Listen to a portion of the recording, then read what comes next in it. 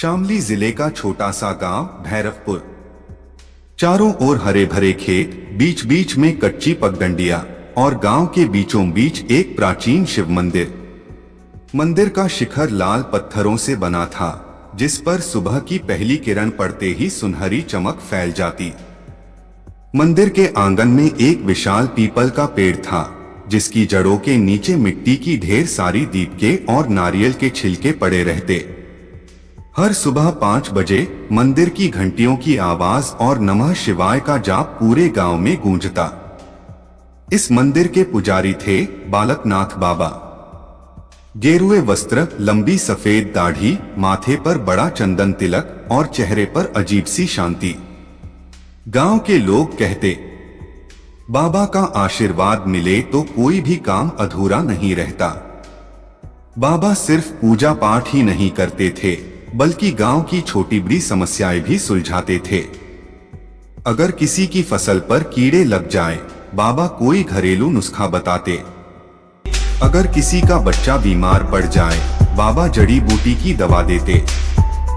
और अगर पति पत्नी में झगड़ा हो, बाबा समझा बुझाकर मामला शांत कराते। गांव का हर त्योहार, हर पूजा, हर शादी बाबा के बिना अधूरी मानी जाती।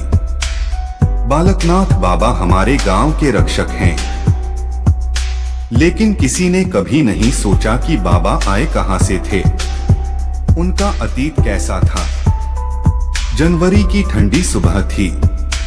कोहरा इतना घना कि सामने का रास्ता भी साफ नहीं दिख रहा था। गांव के चौपाल पर लोग अलाव जलाकर बैठे थे। तभी किसी ने कहा, सुना है पुलिस हमारे गांव आ रही है। पुलिस? यहाँ क्यों?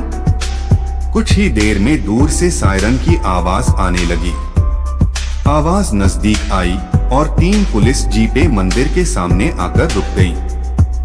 जीप से उतरे इंस्पेक्टर अरविंद चौहान, लंबे चौड़े कंधे, आंखों में तेजी, चाल में सख्ती। उनके साथ एक कमांडो पुलिस का जवान था। गांव वाले घबरा गए। कोई समझ नहीं पा रहा था कि मंदिर में पुलिस क्यों आई है। इंस्पेक्टर सीधे मंदिर के गर्भगृह में पहुंचे, जहां बाबा माला जप रहे थे। इंस्पेक्टर बालकनाथ जी, हमें आपसे आपके असली नाम और पहचान के बारे में कुछ सवाल करने हैं। बाबा ने माला हाथ में रोकी, धीरे से आंखें खोली। बाबा, मैंने कुछ गलत किया है क्या बेटा? इंस्पेक्टर, ये तो आप ही बताएंगे। उन्होंने अपने बैग से एक पुरानी फोटो निकाली, बिना दाढ़ी, बिना तिलक, साधारण कपड़ों में। इंस्पेक्टर, ये आप ही हैं, है ना?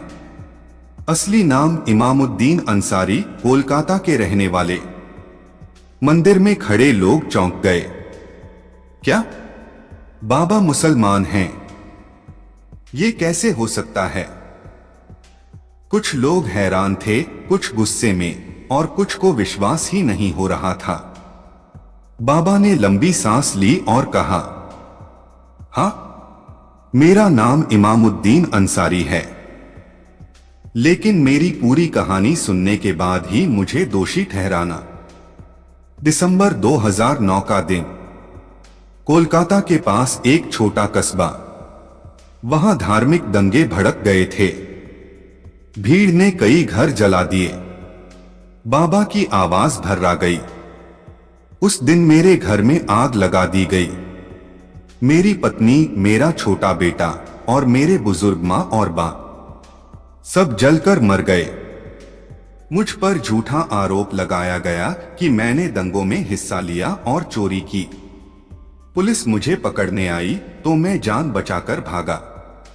मैं ट्रेन पकड़कर इधर उधर भटकता रहा, जब तक यहां नहीं पहुंच गया। भैरवपुर पहुंचे तो सर्द रात थी। भूख से हालत खराब थी। गांव वालों ने खाना दिया, पानी दिया। बदले में उन्होंने मंदिर की सफाई शुरू कर दी। धीरे धीरे पूजा पाठ सीखा। गांव वालों ने उन्हें नया नाम दिया, बालकनाथ बाबा।